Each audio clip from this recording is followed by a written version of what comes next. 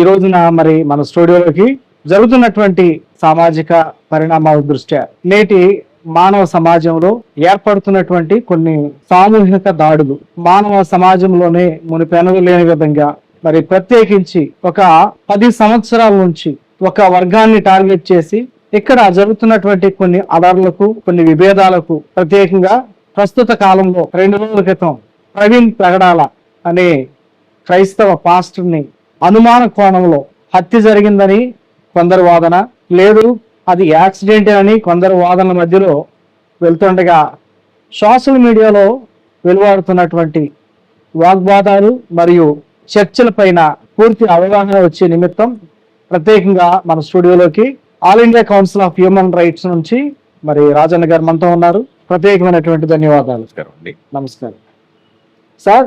ప్రస్తుత కాలంలో మతపరమైనటువంటి దాడులు, సామూహికంగా హత్యలు, సోషల్ మీడియాలో వెలువడుతున్నటువంటి మరి ప్రచారాలు అంటే ఎవరి మతాన్ని వారు ప్రాపగాండ చేసుకుంటే పర్లేదు, కానీ ప్రత్యేకించి ఇతర మతాల మీద వారి యొక్క మనోభావాలు దెబ్బతినే విధంగా మాట్లాడే కోణంలో ప్రస్తుత ఆంధ్రప్రదేశ్ లో చాలా హాట్ టాపిక్ గా ఈ యొక్క విధానం అనేది ముందుకు వెళ్తుంది. మరి ఇటువంటి పరిస్థితుల్లో రీసెంట్ గా 2 రోజుల క్రితం హైదరాబాద్ నుంచి ఒక పాస్టర్ గారు రాజమండ్రికి వెళ్లే మార్గంలో కొవ్వూరు దగ్గరలో బుల్లెట్ మీద వెళ్తున్నప్పుడు రాత్రికాల సమయంలో యాక్సిడెంట్ గా అతడు మరణించాడు అని వార్తలు వెలువడుతున్నాయి. కానీ క్రైస్తవ పాస్టర్లు, కొందరు హేతువాదులు, మరికొందరు మరి ఇది హత్య అయి ఉంటుందని చెప్పేసి గట్టిగా నొక్కి చెప్తున్నారు.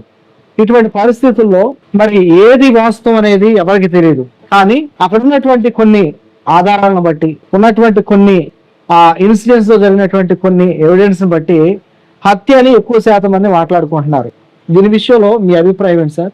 క్రాంతి గారు, ఈ విషయానికి వచ్చేసరికి మీరు చెప్పినట్టుగా గత 10 సంవత్సరాలుగా మనం కొన్ని దాడులు, తర్వాత అల్లకల్లోలాలు, సమాజానికి ఎవరైనా మంచి చేస్తున్నారంటే ఏదో ఒక విధంగా వారిని తప్పించడం కానీ, వారిని తీసేయటం కానీ, అలాగే ఒక సమాజం ముందుకెళ్తుంది, అది ముందంచులో ఉంది అంటే ఏదో ఒక విధంగా దాన్ని ఆపే ప్రయత్నాలు జరుగుతున్నాయి. వాదోపవాదాల మధ్య నేనంటే విషయం కనుక మనం చూసుకున్నట్లయితే ప్రవీణ్ పగడాల గారిది 100% హత్య అని నేనంట. హత్య అంటారు మీరు? నేను హత్య అంట. హత్య అని కొందరు అంటున్నారు, వాళ్ళు అంటున్నారు కదా అని మీరు హత్య అంటారా? లేకపోతే మీకు ఏమైనా ఆ ఇన్సిడెంట్ సంబంధించినటువంటి ఏమైనా క్లూస్ ఏమైనా ఉన్నాయి మీ దగ్గర? నాకు కొన్ని అనుమానాలు ఉన్నాయి. ఓకే. ఇప్పుడు నేను ఏ మతానికి వ్యతిరేకిని కాదు, మొదట నేను క్లారిటీ ఇస్తున్నాను. ఓకే. ఒక యాజ్ ఏ హ్యూమన్ రైట్స్ లో చేస్తున్నటువంటి ఒక వ్యక్తిగా, all India council of human rights లో ఉన్నటువంటి ఒక వ్యక్తిగా నేను ఒక విషయం చెప్తున్నాను. అందరూ సమాన భావంతో ఉండమని చెప్పి మన డాక్టర్ బాబాసాహెబ్ అంబేద్కర్ గారు చెప్పారు. వారు ఇచ్చినటువంటి రాజ్యాంగంతోనే మనం నడుస్తున్నాము, మన వ్యవస్థ అంతా కూడా నడుస్తుంది. అంటే ఇందులో ఎవరు తక్కువ కాదు, ఎవరు ఎక్కువ కాదు, ఎవరి మతాన్ని వారు ప్రకటించుకోవచ్చు. కానీ ఇక్కడ ఏంటంటే కొన్ని మత కల్లోలాలు జరగటం వల్ల ఈ ప్రవీణ్ పగడాల అనే ఆయన బైబిల్ని ప్రూవ్ చేస్తూ ఉంటారు. తర్వాత మరికొందరు వ్యక్తులు వారి యొక్క మత గ్రంథాలు ప్రూవ్ చేస్తూ ఉంటారు. మాది గొప్ప అంటే మాది గొప్ప అని. నేను ఒకటే ప్రశ్న వేస్తున్నాను క్రాంతి గారు, ఇన్ని సంవత్సరాలుగా జరుగుతున్నటువంటి ఈ యూట్యూబ్ ఛానల్లో మత ఛాందస్వాదులు అంటే మేమే గొప్ప అని అనుకుంటున్న వారి యొక్క ఉద్దేశానుసారం నేను ఒక మాట చెప్తాను. నాది నాది నాది అని అంటాం కదా. నేను ఒక విషయం చెప్తున్నాను, మన పూర్వీకుల దగ్గర నుంచి ఇప్పటి వరకు ఎంతో మంది ఈ భూమి ఎంతో మందిని మోస్తుంది.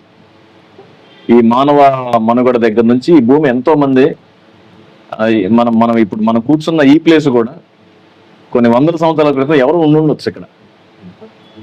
అంటే చాలా మంది తెలుసు భూమికి. నాది నాది అన్న వాళ్ళు ఎవరైనా భూమి మీద ఉన్నారా? ఎవరూ లేరు. కాకపోతే ఏంటంటే నేనున్నంతసేపు నా మాటే నడవాలి, నేనే బాసిజం చేయాలి,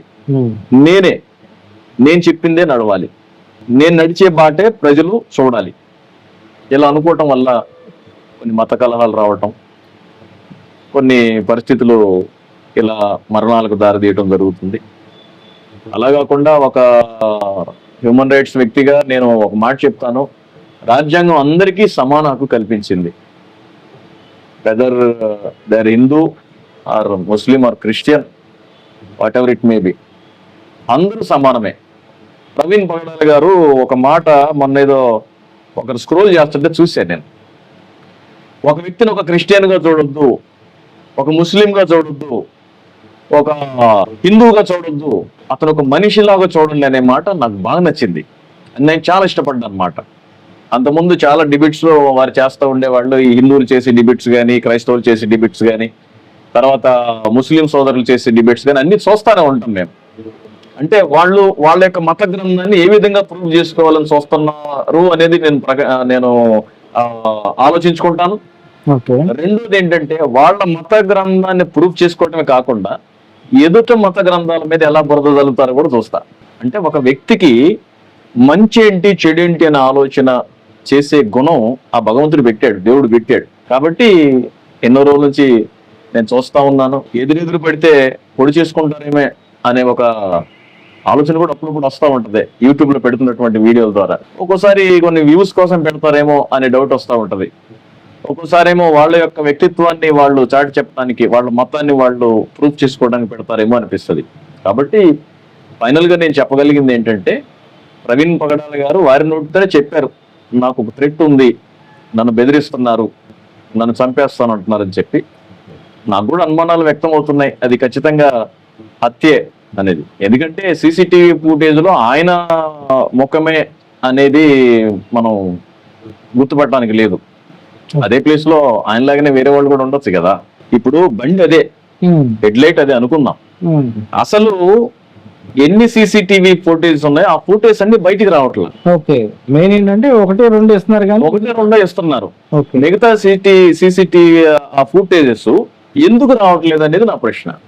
ఎందుకు తీయలేకపోతున్నారు, ఎందుకు అది బయటికి రావట్లేదు? కొంతమంది ఏమో వెనక నుంచి కారు వచ్చి గుద్దింది అంటారు, కొంతమంది ఏమో బైక్ నిజంగా యాక్సిడెంట్ జరిగితే మీద పడదు కదా అంటున్నారు, మరి కొంతమంది ఏమో ఉదయానికల్లా బ్లడ్ అప్పుడే చనిపోయినట్టు ఫ్రెష్ గా ఉంది అంటున్నారు. నిజంగా ఇవన్నీ నాకు అనుమానాలు వస్తున్నాయి. ఇది నేను ఖచ్చితంగా హత్య అనే అనుమానం వస్తుంది. నేనైతే హత్య అనే అనుకుంటున్నాను. ఇక్కడ మనం 2 కోణాలు చూడాలి. ఒకటి, రాత్రి 11:30 మధ్యలో దాదాపు అక్కడ టోల్ గేట్ దగ్గర నుండి ఆయన మూవ్ అయిన తర్వాత జస్ట్ ఒక 10 నిమిషాల్లో, ఒక 10 to 15 minutes లో యాక్సిడెంట్ జరిగినటువంటి ప్లేస్ లో, అంటే లారీ అడ్డం ఉంది, అది పర్ఫెక్ట్ కనపడటానికి లేదు, అది లారీ దాటిపోయిన తర్వాత పొగ కనపడింది. ఆయన ఇండికేటర్ వేసుకుంటా వేగంగా శరవేగంగా వచ్చి ఒకవేళ అదుపు తప్పి దాంట్లో పడిపోయి ఉండొచ్చేమో, అలా పడిపోయి చనిపోయి ఉండొచ్చేమో అనేటటువంటి వాదన కూడా ఉంది కదా. అంటే యాక్సిడెంట్ లో చనిపోయాడు అని చెప్పేసి. ఇప్పుడు అనుమానాలకి సరైనటువంటి ఒక వే అనేది ఉంది సార్. ఓకే, ఇప్పుడు నేను కూడా కొత్త అనుమానం క్రియేట్ చేస్తా, ఒక కొత్త అనుమానం క్రియేట్ చేస్తా. అలా వేగంగా తోలిన వ్యక్తి వేరే వాడే ఉండొచ్చుగా.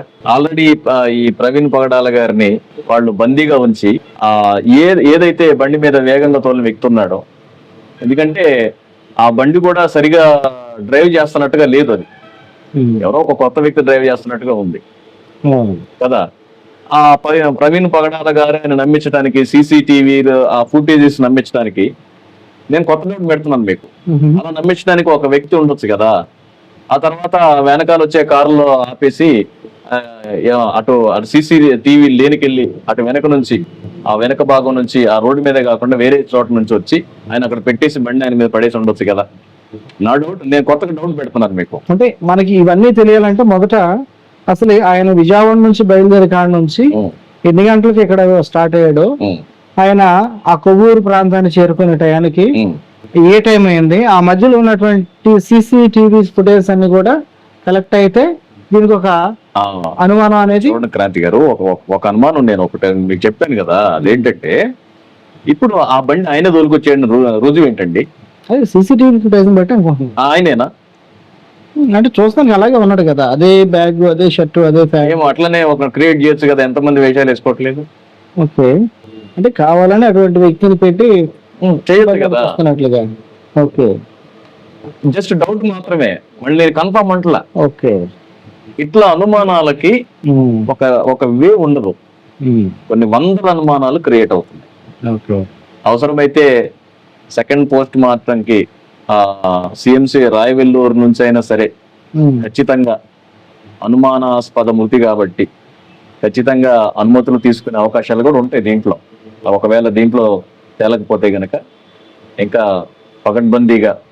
అంటే మీ ఆలోచన బట్టి ఆంధ్రప్రదేశ్ గవర్నమెంట్ తీసుకున్న నిర్ణయాల్లో పోలీస్ వ్యవస్థ కావచ్చు, డాక్టర్స్ కావచ్చు, ఆ పోస్ట్ మార్టం రిపోర్ట్ అనేది బహుశా అది గనక యాక్సిడెంట్ అని ఒకవేళ వాళ్ళు ఇస్తే తిరిగి మళ్ళీ రీపోస్ట్ చేసే అవకాశం ఉన్నాయి. ఇచ్చేసారు అనుకుంటా కదండి, ఇచ్చేసారు కదా, యాక్సిడెంట్ చెప్పినట్టున్నారు కదా, రిపోర్ట్స్ వచ్చేసినాయి. రిపోర్ట్స్ లో యాక్సిడెంట్ చెప్పినట్టున్నారు. నేను ఇంకా టెస్ట్ చేయలేదు కానీ ఐ మీన్ నేను ఆ ఫోన్ తీసి చూడగానే ప్రవీణ్ పగడాల్ గారి గురించే చాలా మంది పెడతానే ఉన్నారు. కాబట్టి మన పేపర్ స్టేట్మెంట్ ఏమొస్తుంది, తర్వాత పబ్లిక్ ఏమంటారు అనేది కూడా మనం తీసుకోవాల్సి ఉంటుంది. ఓకే, అంటే మాటికి ఇది హత్య అయితే 99% హత్య అనుకుంటున్నాను, 1% మాత్రం యాక్సిడెంట్ అనుకుంటున్నాను. మరి మీరేమనుకుంటున్నారో నాకు తెలియదు క్రాంతి గారు. ఓకే, అంటే ఇప్పుడు మనం ఏంటంటే రాజకీయ కోణంలో చూస్తే ఒకవేళ హత్య అయి ఉంటే బలమైనటువంటి వ్యక్తి దీని కింద ఉంటే బహుశా దాన్ని కప్పుపుచ్చుకోవడానికి, దాన్ని బయటికి రాకుండా చేయడానికి ఇది చాలా సెన్సేషన్ న్యూస్ కాబట్టి ఆ యొక్క ఎవరైతే అక్యూజ్ ఉన్నారో వారిని కాపాడటం కోసం వీలైతే CCTV ఫుటేజ్ అనేది దాచి పెడతారంటారు అంతే కదా? పెట్టొచ్చు, దానికి కూడా అవకాశం ఉంది అంటున్నాను క్రాంతి గారు. ఓకే, దానికి కూడా అవకాశం ఉంది. పెద్ద పెద్ద సాక్ష్యాలే తప్పించిన రోజులు ఉన్నాయి క్రాంతి గారు. అంటే ఒకప్పుడు తెలియని పరిస్థితులు వేరండి, ఇప్పుడు సోషల్ మీడియా డెవలప్ అయింది. ఈవెన్ మణిపూర్ లో కూడా ఇటువంటి సంఘటన జరిగితే చిన్న వీడియో సెన్సేషన్ చేసింది. సో చిన్న క్లూ అనేది ఒకటి చాలు. ఈ రోజున అందరూ మేధావితనంగా చదువులోను అనేక రంగాల్లో ఈ రోజున అందరూ కూడా కంప్లీట్ గా ఒక అమూల్యమైనటువంటి రాజ్యాంగ నైపుణ్యంతో కూడినటువంటి విలువలతో ఈరోజు మనిషి బతుకుతున్నాడు. క్రాంతి గారు ఇంకో విషయం కూడా చెప్తాను. నేను మొబైల్లో చూసినప్పుడు నేను కొన్ని గమనించాను. అంటే ఆయన గారు చనిపోయినట్టు, అంటే ఐ మీన్ యాక్సిడెంట్ జరిగినట్టు అప్పటికి ఎవరికి తెలియక ముందే కొంతమంది ప్రవీణ్ పగడాల గారికి ఆపోజిట్ క్యాండిడేట్స్ ఎవరైతే ఉన్నారో వాళ్ళు ముందుగానే పోస్ట్ చేసినట్టుగా నాకు సమాచారం. ఆ క్యాండిడేట్స్ ఎవరనేది మనం సభాముఖంగా చెప్పడం కూడా అదే మనకు అనవసరం అని, కానీ అది ఏదైనా ఉంటే చట్టం చూసుకుంటది. కానీ ఆ వ్యక్తులు ఎవరనేది యావత్ ప్రపంచానికి తెలుసు, మీకు తెలుసు, నాకు తెలుసు. ఓకే, అంటే పీపుల్ ఎవరైతే ఉన్నారో పీపుల్, సో ఇతరు మూతి పగలగొడతాం, తల పగలగొడతాం, నేను ఖచ్చితంగా చంపేస్తాం, నువ్వు దొరికినప్పుడు నిన్ను ఖచ్చితంగా లేపేస్తాం అనే విధంగా కొన్ని అప్పుడు సోషల్ మీడియాలో కొన్ని కింద కామెంట్స్ అనేవి ఉన్నాయని చెప్పేసి అని అనుకున్నారు.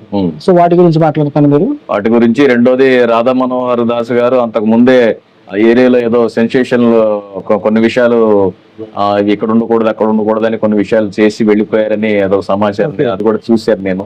అది సమాధులతో గురించి అక్కడ తర్వాత కొంచెం వారు నోరు జారి బూతు మాటలు మాట్లాడినట్టు కూడా దాంట్లో స్పష్టంగా కనపడుతుంది కొన్ని విషయాలు. ఆ తర్వాత 2 రోజుల తర్వాత ఇది జరిగినట్టు కనపడుతుంది. కాబట్టి ఇది ఖచ్చితంగా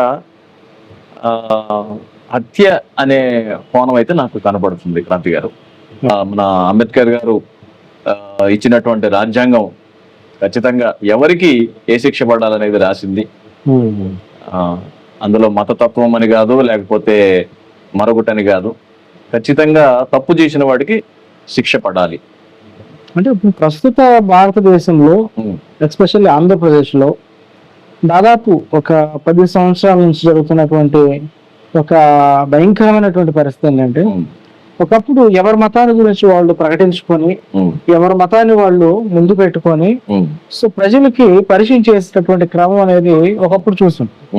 కానీ ప్రస్తుతం ఈ మధ్య కాలంలో దాదాపు ఒక 5 సంవత్సరాల నుంచి బాగా ఎక్కువగా ఏం జరుగుతుందంటే, పరాయి మతం మీద తప్పుడు వ్యాఖ్యలు చేయటం. ఇప్పుడు అది హిందూ కమ్యూనిటీ కావచ్చు, అంటే హిందూ కమ్యూనిటీ అంటే అందరు కాకపోవచ్చు, కానీ అందులో కొందరు ప్రత్యేకించి కొందరి క్రైస్తవులని, కొందరి ముస్లింస్ మనోభావాలు దెబ్బతినే విధంగా ఈరోజు పెద్ద పెద్ద సినిమాల్లాగా వాటిని తీసి ప్రజల్లోకి ఒక భయంకరమైనటువంటి టెర్రరిస్టు భావజాలాన్ని. ఉమ్, అంటే ఒక మనిషిని నరికేసిన పర్ల, ఉమ్, ఒక మనిషిని చంపేసిన పర్ల, ఉమ్, ధర్మం కోసం ఒకరిని చంపిన పర్లేదు అనే విధంగా ఉమ్, ఈరోజు యువతను బాగా వాళ్ళు మొబిలైజ్ చేస్తున్నారు. ఉమ్.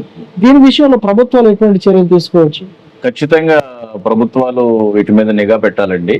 అది క్రైస్తవులైనా, హిందువులైనా, ముస్లిమ్స్ అయినా సాటి మనిషిని ప్రేమించే తత్వంలో ఉన్నప్పుడే మన దేశం బాగుపడింది. అట్లా కాదు మాదే మేమే అంటే మాత్రం ఇది కూడా ఒక టెర్రరిస్ట్ దేశంగా మారిపోద్ది ఒక రోజుకి.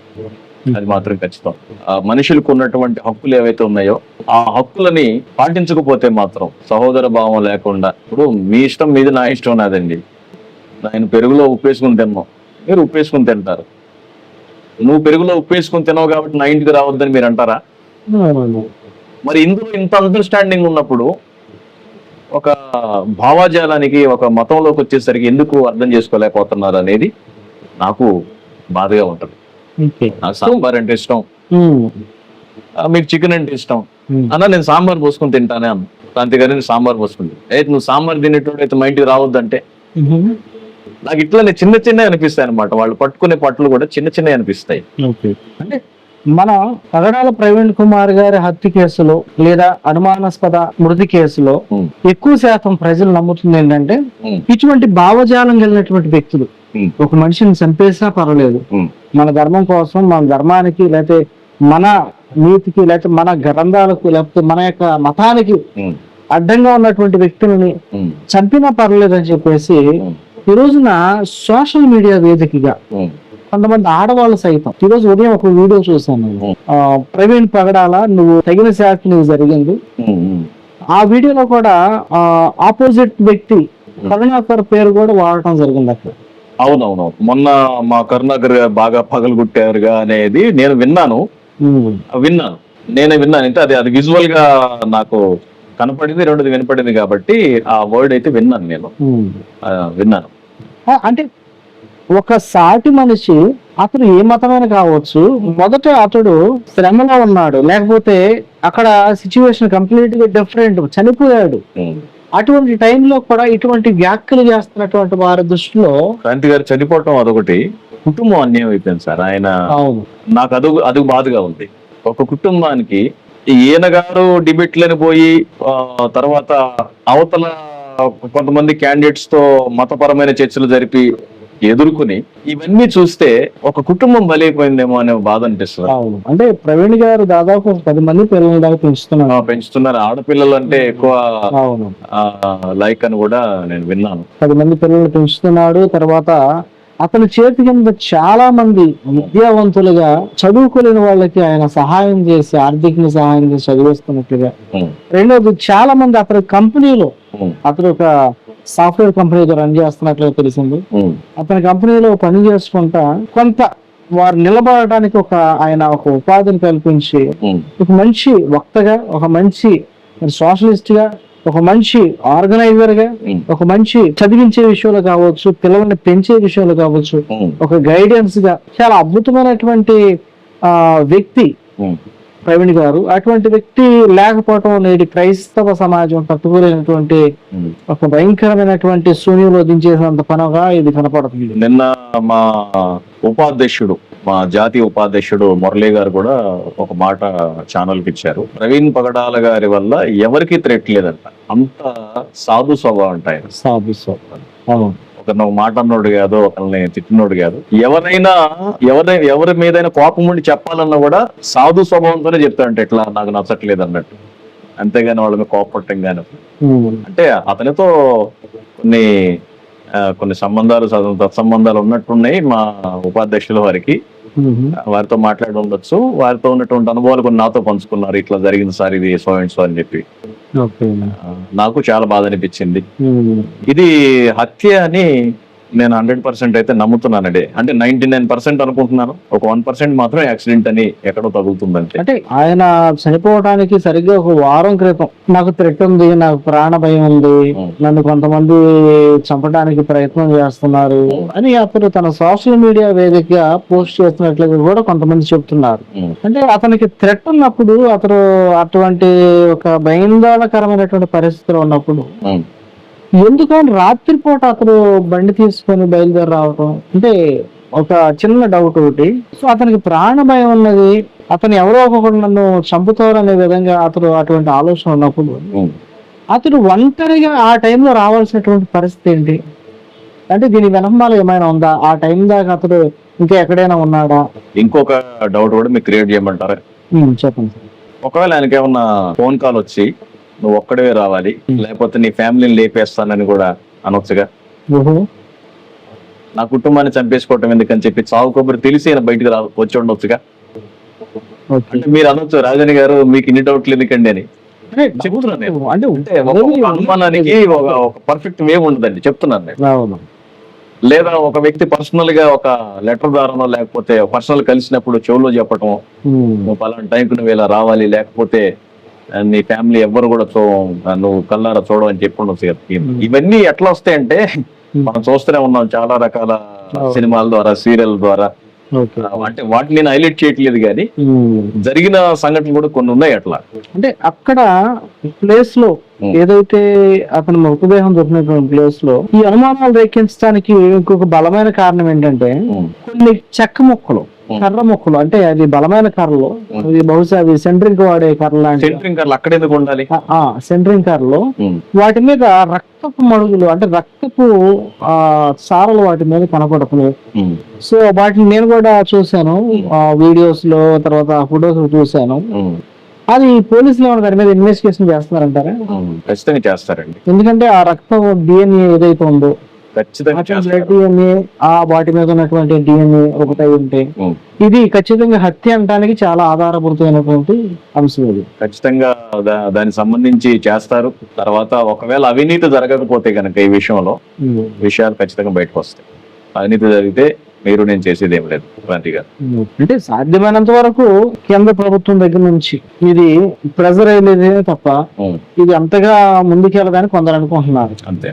మాజీ ఎమ్మెల్యే ఎంపీ వస్తుంది గారు మధ్యాహ్నం నుంచి అక్కడ జరుగుతున్నటువంటి పరిస్థితుల గురించి మాట్లాడుతూ క్రైస్తవ నాయకులు, క్రైస్తవ మరి ఏతరులు కూడా, ముస్లిం సైతం కూడా వచ్చి అక్కడ నిలబడి ఇది అనుమానాస్పదమైనటువంటి కేసే, దీనికి బలమైనటువంటి ఆధారాలు ఉన్నాయి, మరి ముఖం మీద గాయాలు, మరి ఈ శరీరం అంతా కూడా మరి ఏదైతే బండి మీద పడితే ఉన్న గాయాల్లా లేవు, ఖచ్చితంగా కొట్టిన దెబ్బల్లాగా ఉన్నాయని చెప్పేసి అటువంటి వ్యాఖ్యలు చేస్తున్నప్పుడు మనిషి కోల్పోయినటువంటి స్థితిలో, ఒక మంచి వ్యక్తిని కోల్పోయిన స్థితిలో ప్రగాఢమైనటువంటి సానుభూతి తెలుపుతా ఎంతో మంది మాట్లాడుతున్నప్పుడు కొన్ని మత శాఖల వారు భయంకరంగా దాన్ని ట్రోల్ చేస్తా మాట్లాడుతున్నాం. ఇది ఎంతవరకు కరెక్ట్ అంటారు? అతనికి అలా చేయకూడదండి. ఒక వ్యక్తి బతికున్నంత వరకు ఈ భూమి మీద తనకి ఒక పోరాటం అంటూ ఉంటది. తను వెళ్ళిపోయిన తర్వాత తను ప్రశాంతతలో ఉంటాడు. అందుకే రెస్ట్ ఇన్ పీస్ అని మనోళ్ళు అంటారు. కాబట్టి అలా చేయటం కరెక్ట్ కాదు. వాస్తవానికి మన హైందవ ధర్మం ప్రకారం అయితే చనిపోయిన వ్యక్తి దేవుడితో సమానం అంటారు, హైందవ ధర్మం ప్రకారం. అందుకే చనిపోయిన వ్యక్తులు కొంతమంది దండం కూడా పెట్టుకుంటారు, పూజ కూడా చేస్తారు. చనిపోయిన వ్యక్తి దేవుడితో సమానం అని అంటారు. ఒకవేళ వారు ఆ ధర్మం ప్రకారం చూస్తే ప్రవీణ్ పగడాల గారు కూడా ఒక మంచి పీస్ ఉన్న పర్సన్ గానే కనపడాలి వాళ్ళకి కూడా. అంటే ఈ కక్షలు, తర్వాత మతతత్వమైనటువంటి పరిస్థితులు, ఇవన్నీ కూడా ఇక ఆ సబ్జెక్ట్ లోకి వెళ్తే మనకు కూడా నిద్ర పట్టదండి. ఒక్కోసారి కొన్ని వీడియోస్ చూస్తే తెల్లారులు మనం లేచి కూర్చోంటాం, అసలు ఏంటి ఏం జరుగుతుందని చెప్పి. అసలు ఆ వీడియో చేసిన వాళ్ళు ఎన్ని రోజులు నిద్రపోకుండా ఆ సబ్జెక్ట్ తయారు చేసుకున్నారు అనిపిస్తుంది ఒక్కోసారి నాకు. నేను చాలా సార్లు అనుకున్నాను, నేను జస్ట్ ఒక అరగంట వీడియో చూస్తాను పడుకునే ముందు, ఏదో ఒకసారి ఫోన్ చూద్దాం కదా అనగానే ఈ మత సంబంధమైనవి, తర్వాత క్యాస్టిజం గురించి, అసమానత గురించి, అవినీతి గురించి ఇలా వస్తూ ఉంటాయి కదా. కొన్నిసార్లు అయితే నేను అనుకున్నాను ఫోన్ వాడటం కూడా మానేద్దాం అనిపిస్తుంది ఒక్కోసారి. ఊరికనే డిస్టర్బ్ అయిపోతున్నాం అనమాట. కొన్ని విషయాలు కూడా ఒకటి క్రాంతి గారు, కొన్ని కంట్రీస్ లో యూట్యూబ్ బ్యాన్ చేసినట్టు, కొన్ని కంట్రీస్ లో కొన్ని వీడియోస్ బ్యాన్ చేసినట్టు, అది మనుషులకి హానికరమైన వీడియో అయితే కనుక మన ప్రభుత్వం పట్టించుకుని ఆ నెట్వర్క్ కట్ చేయటం, బ్యాన్ చేయటం చేస్తే చాలా బాగుంటుందని నా ఉద్దేశం. అంటే నా అభిప్రాయం అది. అలా చెయ్యాలని రూల్ ఏం లేదు. అంటే మత కలహాలను రేపేది కావచ్చు, ఈ మధ్య సమాజంలో విభజించి ఒకళ్ళు ఒక భావజాలను వాళ్ళ మైండ్ లో తీసుకెళ్లి చూపించే కోణం ఉన్నటువంటివి గురించి మేము మాట్లాడుతాం. అటువంటివి ఇప్పుడు మన హైందవ గుడిలో అర్చకులు పూజ చేస్తారు, కొంతమందికి అది ఇష్టం, దండం పెట్టుకుంటారు, ఓకే.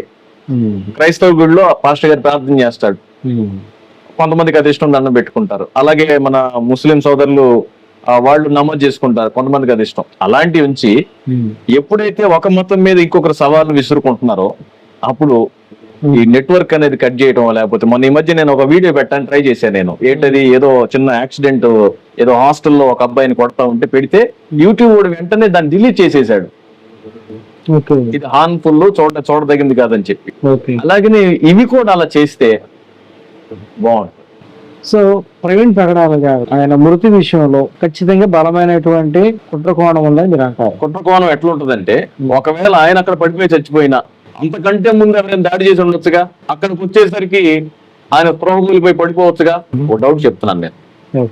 అంతకంటే ముందు ఆయన దాడి చేస్తే తప్పించుకోవడానికి అప్పటికప్పుడు ఆయన అటు పొలాల్లో పడి ఉరకలేడు, ఎటు ఉరకలేదు కదా, తనకున్న బండి ఆ పరుగులు పెట్టి తీసుకుని రావచ్చు, లేకపోతే వాళ్ళు ఆగిపోయారులే అని చెప్పి తను వెళ్తా ఉండొచ్చు, లేదా ఆయన కొట్టి ఆయన బంధించి అదే ప్లేస్ లో మరి ఇంకొకటి కూడా జరిగి ఉండొచ్చు కదా. క్లియర్ కట్ గా ప్రవీణ్ పగడాల గారేనా సీసీటీవీలో కనపడింది అనేది నాకు డౌట్ ఉంది. డౌట్ ఉండకూడదా చెప్పండి? నాకు ఆ డౌట్ ఉంది. సరే సార్, మీరు చెప్పినటువంటి భావజాలం బట్టి మేము ఉపయోగిస్తున్నాం. బహుశా అది హత్య అని నమ్మశక్యంగానటువంటి ఒక నిజమని ప్రవీణ్ పగడాల గారి జీవితంలో జరిగినటువంటి కొన్ని చర్చా వేదికలు కావచ్చు, కొన్ని డిబేట్స్ కావచ్చు, అతను మాట్లాడినటువంటి కొన్ని వ్యాఖ్యలు కావచ్చు, వీటి విషయంలో కొంతమంది కావాలనే కుట్రపూరితంగా అతను చంపి ఉండొచ్చు అనటానికి కొన్ని అవకాశాలు ఉన్నాయి కనుక ప్రస్తుతానికి వీటన్నిటి విషయంలో మరి ప్రభుత్వం మరియు చట్టాలు రాజ్యాంగబద్ధమైనటువంటి కొన్ని ఏవైతే చేయాల్సినటువంటి కొన్ని పరిశీలనాత్మకమైనటువంటి రిపోర్ట్స్ ఉన్నాయో వాటన్ని కూడా మరి ఇన్వెస్టిగేషన్ చేయాల్సినటువంటి విషయాలు ఏవైతే ఉన్నాయో వాటన్నిటిని కూడా ప్రభుత్వం సరైన రీతిలో మరి చేస్తుందని నమ్ముతున్నాము. సమగ్రమైన దర్యాప్తు జరిపించాలని నేను కూడా మనస్ఫూర్తిగా కోరుకుంటున్నాను. ఓకే, మంచిదండి. కానీ ఎప్పటికైనా కానీ క్రైస్తవ లోకంలో ప్రవీణ్ పగడాల గారు అతడు నిజంగా అతడి మృతి పట్ల క్రైస్తవ లోకము ఎంత ఉవ్వెత్తన, మామూలు వ్యక్తి మరణిస్తే ఇంత అద్భుతమైనటువంటి రెస్పాన్స్ వస్తుందని ఎప్పుడు ఊహించలేనంత గొప్పగా ఈ రోజున క్రైస్తవులు మరి బయటకు వచ్చారు. ఎవరు ఎక్స్పెక్ట్ చేయలేదు అంతమంది వస్తారు. అవును, ఎక్స్పెక్ట్ చేయలేదు. చిన్నపాటి మనం 10 మంది కూడుకుతారు, తర్వాత సైలెంట్ గా హాస్పిటల్ తీసుకెళ్లిపోతారు, ఆ తర్వాత ఇంటికి తీసుకెళ్లిపోతారు, అంత్యక్రియలు చేస్తారు అనుకున్నారు. కానీ ఆంధ్రప్రదేశ్ లో, తెలంగాణలో సగం మంది జనం ఆడే ఉన్నట్టు అనిపించింది నాకైతే. అంటే ఒక్కొక్కరికి ఇప్పుడు ఎవరైనా ఒక పాస్టర్ ఉన్నారు అనుకుందాం, ఒక పాస్టర్ వచ్చాడంటే ఒక 100 మంది సభ్యులు వచ్చినట్టు అక్కడికి, దాని వెనకాల ఖచ్చితంగా ఒక 100 మంది ఉంటారు. అట్లా అక్కడ ఒక 10,000 మంది ఉన్నారంటే 10,000 into 100, 10 లక్షల మంది అక్కడ వచ్చినట్టే. పోలీస్ వ్యవస్థ కూడా 144 సెక్షన్ విధించిందంటే సో అది ఎంత ఉద్రిక్తత ఉందో మనకి అర్థమవుతుంది. అవునవును. కానీ ఇప్పటి వరకు క్రైస్తవులు అంటే అది మైనారిటీగానే చూస్తున్నాం, కానీ ఇప్పుడు ఇవి చూస్తుంటే ఒక కొత్త అనుమానం వస్తుంది, మెజారిటీ కనపడుతుంది. ఇది క్రైస్తవం అనేది ఆంధ్రప్రదేశ్ లో ఇది మెజారిటీ ఆఫ్ పీపుల్ గా ఉందేమో అనిపిస్తుంది ఇప్పుడు. అవునండి. ఓకే రాజన్ గారు, ఇప్పుడు ఒకవేళ హత్య జరుగుంటే ప్రభుత్వాలు ఎటువంటి నిర్ణయాలు తీసుకుంటారు?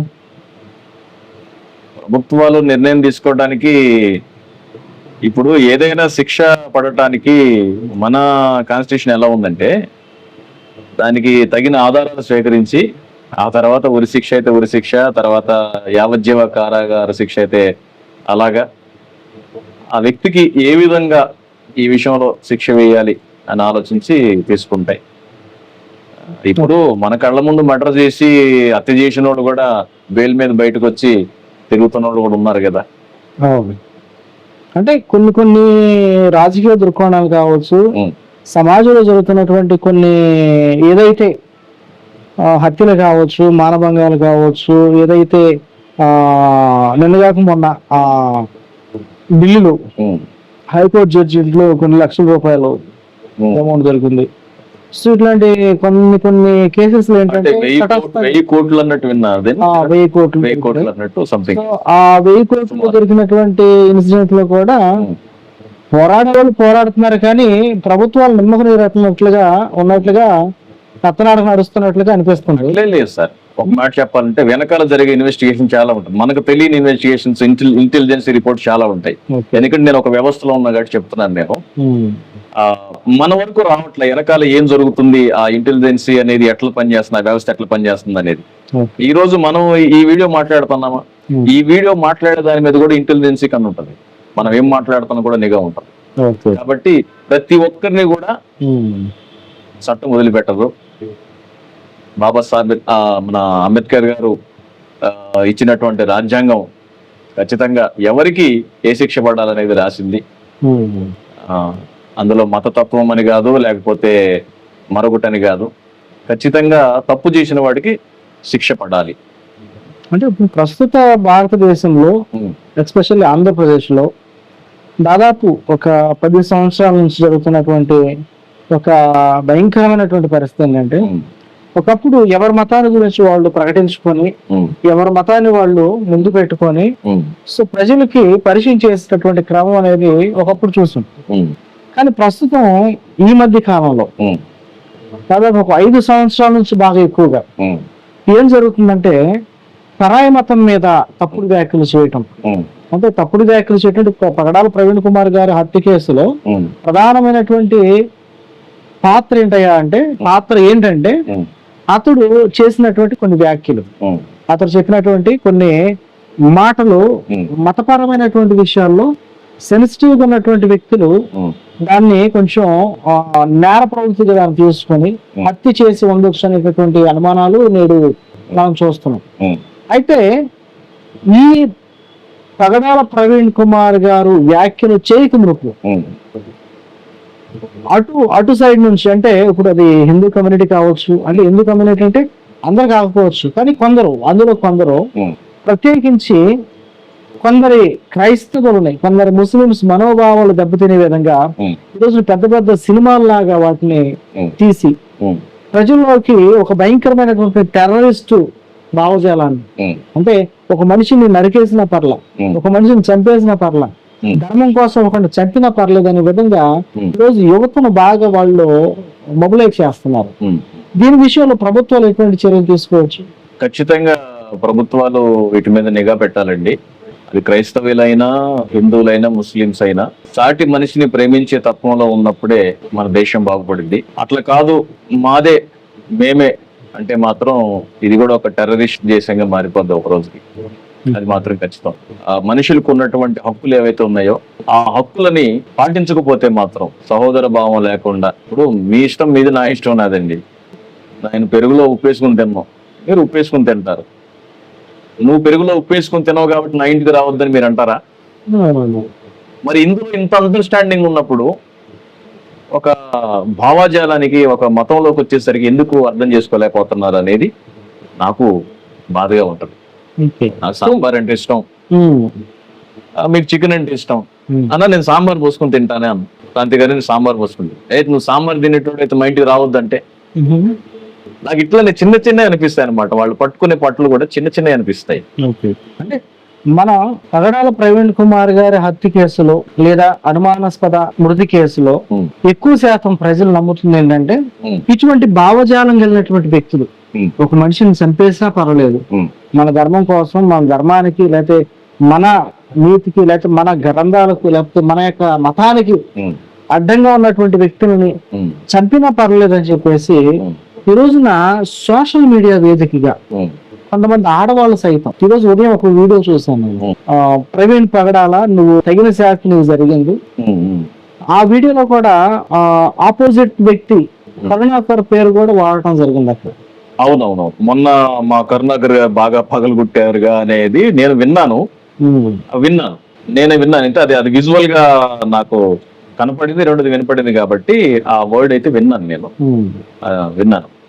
అంటే ఒక సాటి మనిషి, అతడు ఏ మతమైన కావచ్చు, మొదట అతడు శ్రమలో ఉన్నాడు, లేకపోతే అక్కడ సిచ్యువేషన్ కంప్లీట్ గా డిఫరెంట్, చనిపోయాడు, అటువంటి టైంలో కూడా ఇటువంటి వ్యాఖ్యలు చేస్తున్నటువంటి వారి దృష్టిలో క్రాంతి గారు చనిపోవటం అదొకటి, కుటుంబం అన్యాయం అయిపోయింది సార్. ఆయన అవును నాకు అది బాధగా ఉంది.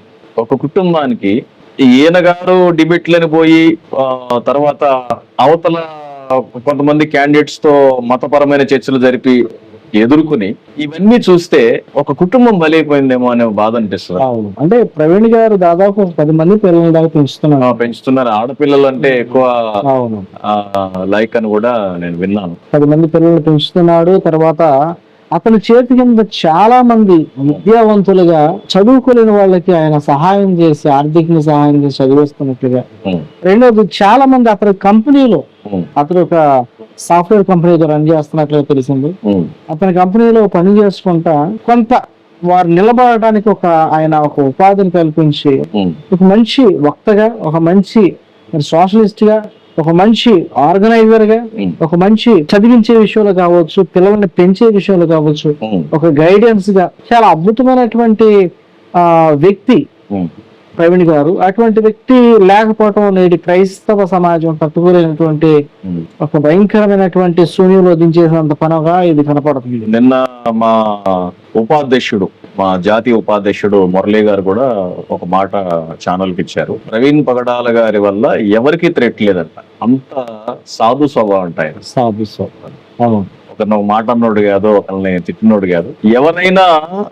ఎవరి మీదైనా కోపం ఉండి చెప్పాలన్నా కూడా సాధు స్వభావంతోనే చెప్తాడంటే ఎట్లా నాకు నచ్చట్లేదు అన్నట్టు, అంతేగాని వాళ్ళ మీద కోపపట్టం గాను. అంటే అతనితో కొన్ని సంబంధాలు, సత్సంబంధాలు ఉన్నట్టున్నాయి మా ఉపాధ్యక్షుల వారికి. వారితో మాట్లాడి ఉండొచ్చు. వారితో ఉన్నటువంటి అనుభవాలు కొన్ని నాతో పంచుకున్నారు. ఇట్లా జరిగింది సార్, ఇది సో అండ్ సో అని చెప్పి. నాకు చాలా బాధ అనిపించింది. ఇది హత్య అని నేను 100% అయితే నమ్ముతున్నానండి. అంటే 99% అనుకుంటున్నాను. ఒక 1% మాత్రం యాక్సిడెంట్ అని ఎక్కడో తగులుతుందంటే. అంటే ఆయన చనిపోవడానికి సరిగ్గా ఒక వారం క్రితం నాకు థ్రెట్ ఉంది, నాకు ప్రాణ భయం ఉంది, నన్ను కొంతమంది చంపడానికి ప్రయత్నం చేస్తున్నారు అని అతను తన సోషల్ మీడియా వేదికగా పోస్ట్ చేస్తున్నట్లుగా కూడా కొంతమంది చెప్తున్నారు. అంటే అతనికి థ్రెట్ ఉన్నప్పుడు, అతను అటువంటి ఒక భయాందోళనకరమైనటువంటి పరిస్థితిలో ఉన్నప్పుడు ఎందుకని రాత్రిపూట అతను బండి తీసుకొని బయలుదేరి రావటం అంటే ఒక చిన్న డౌట్ ఒకటి. సో అతనికి ప్రాణ భయం ఉన్నది, అతను ఎవరో ఒకరు నన్ను చంపుతారు అనే విధంగా అతను అటువంటి ఆలోచన ఉన్నప్పుడు అతను ఒంటరిగా ఆ టైంలో రావాల్సినటువంటి పరిస్థితి ఏంటి? అంటే దీని వెనకమాల ఏమైనా ఉందా? ఆ టైం దాకా అతను ఇంకా ఎక్కడైనా ఉన్నాడా? ఇంకొక డౌట్ కూడా మీకు క్రియేట్ చేయమంటారా? చెప్పండి. ఒకవేళ ఆయనకి ఏమన్నా ఫోన్ కాల్ వచ్చి నువ్వు ఒక్కడే రావాలి, లేకపోతే నీ ఫ్యామిలీని లేపేస్తానని కూడా అనొచ్చుగా.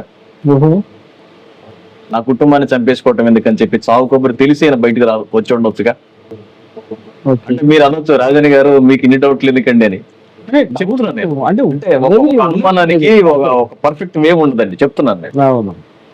లేదా ఒక వ్యక్తి పర్సనల్ గా ఒక లెటర్ ద్వారానో లేకపోతే పర్సనల్ కలిసినప్పుడు చెవులో చెప్పటం, నువ్వు పలానా టైంకి నువ్వు ఇలా రావాలి, లేకపోతే నీ ఫ్యామిలీ ఎవ్వరు కూడా నువ్వు కళ్ళారా చూడవని చెప్పి ఉండొచ్చు. ఇవన్నీ ఎట్లా వస్తాయంటే మనం చూస్తూనే ఉన్నాం చాలా రకాల సినిమాల ద్వారా, సీరియల్ ద్వారా. అంటే వాటిని నేను హైలైట్ చేయట్లేదు, కానీ జరిగిన సంఘటనలు కూడా కొన్ని ఉన్నాయి అట్లా. అంటే అక్కడ ప్లేస్ లో ఏదైతే అతను మృతదేహం దొరికినటువంటి ప్లేస్ లో ఈ అనుమానాలు రేకించడానికి ఇంకొక బలమైన కారణం ఏంటంటే కొన్ని చెక్క మొక్కలు, కర్ర మొక్కలు, అంటే అది బలమైన కర్రలు, అది బహుశా అది సెంట్రింగ్ వాడే కర్ర లాంటి సెంట్రింగ్ కర్రలు అక్కడ ఎందుకు ఉండాలి? సెంట్రింగ్ కర్రలు, వాటి మీద రక్తపు మడుగులు అంటే రక్తపు సారలు వాటి మీద కనపడుతున్నాయి. సో వాటిని నేను కూడా చూసాను వీడియోస్ లో, తర్వాత ఫొటోస్ చూసాను. అది పోలీసులు దాని మీద ఇన్వెస్టిగేషన్ చేస్తున్నారంటారా? ఖచ్చితంగా చేస్తారండి. ఎందుకంటే ఆ రక్తం డిఎన్ఏ ఏదైతే ఉందో ఖచ్చితంగా వాటి మీద ఉన్నటువంటి డిఎన్ఏ ఒకటై ఉంటే ఇది ఖచ్చితంగా హత్య అనడానికి చాలా ఆధారపడుతున్నటువంటి అంశం. ఇది ఖచ్చితంగా దానికి సంబంధించి చేస్తారు. తర్వాత ఒకవేళ అవినీతి జరగకపోతే కనుక ఈ విషయంలో విషయాలు ఖచ్చితంగా బయటకు వస్తాయి. అవినీతి జరిగితే నేను చేసేది ఏం లేదు క్రాంతి గారు. అంటే సాధ్యమైనంత వరకు కేంద్ర ప్రభుత్వం దగ్గర నుంచి ఇది ప్రెజర్ అయ్యేదే తప్ప ఇది అంతగా ముందుకెళ్ళదని కొందరు అనుకుంటున్నారు. అంతే. మాజీ ఎమ్మెల్యే ఎంపీఎస్ గారు మధ్యాహ్నం నుంచి అక్కడ జరుగుతున్నటువంటి పరిస్థితుల గురించి మాట్లాడుతూ క్రైస్తవ నాయకులు, క్రైస్తవ మరి ఏతరులు కూడా, ముస్లిం సైతం కూడా వచ్చి అక్కడ నిలబడి ఇది అనుమానాస్పదమైనటువంటి కేసే, దీనికి బలమైనటువంటి ఆధారాలు ఉన్నాయి, ఉమ్, మరి ముఖం మీద గాయాలు, ఉమ్, మరి ఈ శరీరం అంతా కూడా మరి ఏదైతే బండి మీద పడితే ఉన్న గాయాల్లా లేవు, ఖచ్చితంగా కొట్టిన దెబ్బల్లాగా ఉన్నాయని చెప్పేసి అటువంటి వ్యాఖ్యలు చేస్తున్నప్పుడు మనిషి కోల్పోయినటువంటి స్థితిలో, ఉమ్, ఒక మంచి వ్యక్తిని కోల్పోయిన స్థితిలో ఉమ్, ప్రగాఢమైనటువంటి సానుభూతి తెలుపుతా ఎంతో మంది మాట్లాడుతున్నప్పుడు ఉమ్, కొన్ని మత శాఖల వారు ఉమ్, భయంకరంగా దాన్ని ట్రోల్ చేస్తా మాట్లాడుతున్నారు. ఉమ్. ఇది ఎంతవరకు కరెక్ట్ అంటారు? ఇది వాస్తవానికి అలా చేయకూడదండి. ఒక వ్యక్తి బతికున్నంత వరకు ఈ భూమి మీద తనకి ఒక పోరాటం అంటూ ఉంటది. తను వెళ్ళిపోయిన తర్వాత తను ప్రశాంతతలో ఉంటాడు. అందుకే రెస్ట్ ఇన్ పీస్ అని మనోళ్ళు అంటారు. కాబట్టి అలా చేయటం కరెక్ట్ కాదు. వాస్తవానికి మన హైందవ ధర్మం ప్రకారం అయితే చనిపోయిన వ్యక్తి దేవుడితో సమానం అంటారు, హైందవ ధర్మం ప్రకారం. అందుకే చనిపోయిన వ్యక్తులు కొంతమంది దండం కూడా పెట్టుకుంటారు, పూజ కూడా చేస్తారు. చనిపోయిన వ్యక్తి దేవుడితో సమానం అని అంటారు. ఒకవేళ వారు ఆ ధర్మం ప్రకారం చూస్తే ప్రవీణ్ పగడాల గారు కూడా ఒక మంచి పీస్ ఉన్న పర్సన్ గానే కనపడాలి వాళ్ళకి కూడా. అంటే ఈ కక్షలు, తర్వాత మతతత్వమైనటువంటి పరిస్థితులు, ఇవన్నీ కూడా ఇక ఆ సబ్జెక్ట్ లోకి వెళ్తే మనకు కూడా నిద్ర పట్టదండి. ఒక్కోసారి కొన్ని వీడియోస్ చూస్తే తెల్లారులు మనం లేచి కూర్చోంటాం, అసలు ఏంటి ఏం జరుగుతుందని చెప్పి. అసలు ఆ వీడియో చేసిన వాళ్ళు ఎన్ని రోజులు నిద్రపోకుండా ఆ సబ్జెక్ట్ తయారు చేసుకున్నారు అనిపిస్తుంది ఒక్కోసారి నాకు. నేను చాలా సార్లు అనుకున్నాను, నేను జస్ట్ ఒక అరగంట వీడియో చూస్తాను పడుకునే ముందు, ఏదో ఒకసారి ఫోన్ చూద్దాం కదా అనగానే ఈ మత సంబంధమైనవి, ఆ తర్వాత క్యాస్టిజం గురించి, అసమానత గురించి, అవినీతి గురించి ఇలా వస్తూ ఉంటాయి కదా. కొన్నిసార్లు అయితే నేను అనుకున్నాను ఫోన్ వాడటం కూడా మానేద్దాం అనిపిస్తుంది ఒక్కోసారి. ఊరికనే డిస్టర్బ్ అయిపోతున్నాం అనమాట. కొన్ని విషయాలు కూడా ఒకటి క్రాంతి గారు, కొన్ని కంట్రీస్ లో యూట్యూబ్ బ్యాన్ చేసినట్టు, కొన్ని కంట్రీస్ లో కొన్ని వీడియోస్ బ్యాన్ చేసినట్టు, అది మనుషులకి హానికరమైన వీడియో అయితే గనక మన ప్రభుత్వం పట్టించుకుని ఆ నెట్వర్క్ కట్ చేయటం, బ్యాన్ చేయటం చేస్తే చాలా బాగుంటుందని నా ఉద్దేశం. అంటే నా అభిప్రాయం అది. అలా చెయ్యాలని రూల్ ఏం లేదు. అంటే మత కలహాలను రేపేది కావచ్చు, ఈ మధ్య సమాజంలో విభజించి ఒకళ్ళు ఒక భావజాలను వాళ్ళ మైండ్ లో తీసుకెళ్లి చూపించే కోణం అన్నటువంటివి గురించి మేము మాట్లాడుతాం. అటువంటివి ఇప్పుడు మన హైందవ గుడిలో అర్చకులు పూజ చేస్తారు, కొంతమందికి అది ఇష్టం, దండం పెట్టుకుంటారు, ఓకే. క్రైస్తవ గుడిలో పాస్టర్ గారు ప్రార్థన చేస్తాడు, కొంతమందికి అది ఇష్టం, దండం పెట్టుకుంటారు. అలాగే మన ముస్లిం సోదరులు వాళ్ళు నమోదు చేసుకుంటారు, కొంతమందికి అది ఇష్టం. అలాంటి ఉంచి ఎప్పుడైతే ఒక మతం మీద ఇంకొకరు సవాళ్ళు విసురుకుంటున్నారో అప్పుడు ఈ నెట్వర్క్ అనేది కట్ చేయడం, లేకపోతే మొన్న ఈ మధ్య నేను ఒక వీడియో పెట్టాను, ట్రై చేశాను నేను. ఏంటది, ఏదో చిన్న యాక్సిడెంట్, ఏదో హాస్టల్లో ఒక అబ్బాయిని కొడతా ఉంటే పెడితే యూట్యూబ్ కూడా వెంటనే దాన్ని డిలీట్ చేసేసాడు. ఇది హార్మ్ఫుల్, చూడదగింది కాదని చెప్పి. అలాగే ఇవి కూడా అలా చేస్తే బాగుంటుంది. సో ప్రవీణ్ పగడాల గారు ఆయన మృతి విషయంలో ఖచ్చితంగా బలమైనటువంటి కుట్రకోణం ఉందని మీరు అంటారు. కుట్రకోణం ఎట్లుంటదంటే, ఒకవేళ ఆయన అక్కడ పడిపోయి చచ్చిపోయినా అంతకంటే ముందు ఎవరైనా దాడి చేసి ఉండొచ్చుగా, అక్కడికి వచ్చేసరికి ఆయన స్పృహకూలిపోయి పడిపోవచ్చుగా. ఒక డౌట్ చెప్తున్నాను నేను. అంతకంటే ముందు ఆయన దాడి చేస్తే తప్పించుకోవడానికి అప్పటికప్పుడు ఆయన అటు పొలాల్లో పడి ఉరకలేడు, ఎటు ఉరకలేదు కదా. తనకున్న బండి ఆ పరుగులు పెట్టి తీసుకుని రావచ్చు, లేకపోతే వాళ్ళు ఆగిపోయారులే అని చెప్పి తను వెళ్తా ఉండొచ్చు, లేదా ఆయన కొట్టి ఆయన బంధించి అదే ప్లేస్ లో మరి ఇంకొకటి కూడా జరిగి ఉండొచ్చు కదా. క్లియర్ కట్ గా ప్రవీణ్ పగడాల గారైనా సీసీటీవీలో కనపడింది అనేది నాకు డౌట్ ఉంది. డౌట్ ఉండకూడదా చెప్పండి? నాకు ఆ డౌట్ ఉంది. సరే సార్, మీరు చెప్పినటువంటి భావజాలం బట్టి మేము ఏకీపిస్తున్నాం. బహుశా అది హత్య అని నమ్మశక్యంగానటువంటి ఒక నిజమని ప్రవీణ్ పగడాల గారి జీవితంలో జరిగినటువంటి కొన్ని చర్చా వేదికలు కావచ్చు, కొన్ని డిబేట్స్ కావచ్చు, అతను మాట్లాడినటువంటి కొన్ని వ్యాఖ్యలు కావచ్చు, వీటి విషయంలో కొంతమంది కావాలనే కుట్రపూరితంగా అతను చంపి ఉండొచ్చు అనటానికి కొన్ని అవకాశాలు ఉన్నాయి. కనుక ప్రస్తుతానికి వీటన్నిటి విషయంలో మరి ప్రభుత్వం మరియు చట్టాలు, రాజ్యాంగబద్ధమైనటువంటి కొన్ని ఏవైతే చేయాల్సినటువంటి కొన్ని పరిశీలనాత్మకమైనటువంటి రిపోర్ట్స్ ఉన్నాయో వాటన్ని కూడా మరి ఇన్వెస్టిగేషన్ చేయాల్సినటువంటి విషయాలు ఏవైతే ఉన్నాయో వాటన్నిటిని కూడా ప్రభుత్వం సరైన రీతిలో మరి చేస్తుందని నమ్ముతున్నాము. సమగ్రమైన దర్యాప్తు జరిపించాలని నేను కూడా మనస్ఫూర్తిగా కోరుకుంటున్నాను. ఓకే, మంచిదండి. కానీ ఎప్పటికైనా కానీ క్రైస్తవ లోకంలో ప్రవీణ్ పగడాల గారు అతడు నిజంగా అతడి మృతి పట్ల ఉమ్, క్రైస్తవ లోకము ఎంత ఉవ్వెత్తన, ఉమ్, మామూలు వ్యక్తి మరణిస్తే ఇంత అద్భుతమైనటువంటి రెస్పాన్స్ వస్తుందని ఎప్పుడు ఊహించలేనంత గొప్పగా ఈ రోజున క్రైస్తవులు మరి బయటకు వచ్చారు. ఎవరు ఎక్స్పెక్ట్ చేయలేదు అంతమంది వస్తారు. అవును, ఎక్స్పెక్ట్ చేయలేదు. ఏదో చిన్నపాటి మనం 10 మంది కూడుకుతారు, తర్వాత సైలెంట్ గా హాస్పిటల్ తీసుకెళ్లిపోతారు, ఆ తర్వాత ఇంటికి తీసుకెళ్లిపోతారు, అంత్యక్రియలు చేస్తారు అనుకున్నారు. కానీ ఆంధ్రప్రదేశ్ లో, తెలంగాణలో సగం మంది జనం ఆడే ఉన్నట్టు అనిపించింది నాకైతే. అవును. అంటే ఒక్కొక్కరికి ఇప్పుడు ఎవరైనా ఒక పాస్టర్ ఉన్నారు అనుకుందాం, ఒక పాస్టర్ వచ్చాడంటే ఒక 100 మంది సభ్యులు ఇచ్చినట్టు అక్కడికి, దాని వెనకాల ఖచ్చితంగా ఒక 100 మంది ఉంటారు. అట్లా అక్కడ ఒక 10,000 మంది ఉన్నారంటే 10,000 into 100, 10 లక్షల మంది అక్కడ వచ్చినట్టే. పోలీస్ వ్యవస్థ కూడా 144 సెక్షన్ విధించిందంటే సో అది ఎంత ఉద్రిక్తత ఉందో మనకి అర్థమవుతుంది. అవునవును. కానీ ఇప్పుడు వరకు క్రైస్తవులు అంటే అది మైనారిటీగానే చూస్తున్నాం, కానీ ఇప్పుడు ఇవి చూస్తుంటే ఒక కొత్త అనుమానం వస్తుంది. మెజారిటీ కనపడుతుంది. ఇది క్రైస్తవం అనేది ఆంధ్రప్రదేశ్ లో ఇది మెజారిటీ ఆఫ్ పీపుల్ గా ఉందేమో అనిపిస్తుంది ఇప్పుడు. అవునండి. ఈ ఒకటి క్రాంతి గారు ఒకటే చెప్తున్నాను, ఏ మతం అయినా అది ఎవరిష్టం వాళ్ళది, అతి చేయకూడదు. ఇప్పుడు ఓ పాస్టర్ గారు ఉన్నారనుకోండి, అమ్మ మీరు నమ్ముకోండి, మేము నమ్ముకోమండి, సరే అమ్మ మంచిది, అంతే. ఒక హిందూ ధర్మ పరిరక్షణ చేసేవాళ్ళు ఉన్నారు, హిందుత్వం స్వీకరించండి, మేము స్వీకరించండి, మేము హిందులోకి వెళ్తాం, మీ ఇష్టం, వదిలేయాలి. అలాగనే మన ముస్లిం సోదరులు ఉన్నారు, మా మార్గంలో నడవండి, మాకు ఇష్టం లేదు, వదిలేయాలి. ఎవరికి ఇష్టమైన తత్వాన్ని వాళ్ళు స్వీకరించి నడవడానికి మన రాజ్యాంగమే హక్కు కల్పించింది. ఎవరి స్వేచ్ఛ వాళ్ళు ఇతరులకు హాని చేయకుండా, ఇతరులకు హానికరంగా లేకుండా మీ స్వేచ్ఛను మీరు కలిగి ఉండవచ్చు. కాబట్టి అలాగ ఉంటే బాగుంటుంది. ఎవరు కూడా మొండితనానికి వెళ్ళకుండా వెనకాల కుటుంబం ఉందని చెప్పి ఆలోచించుకోవాలి.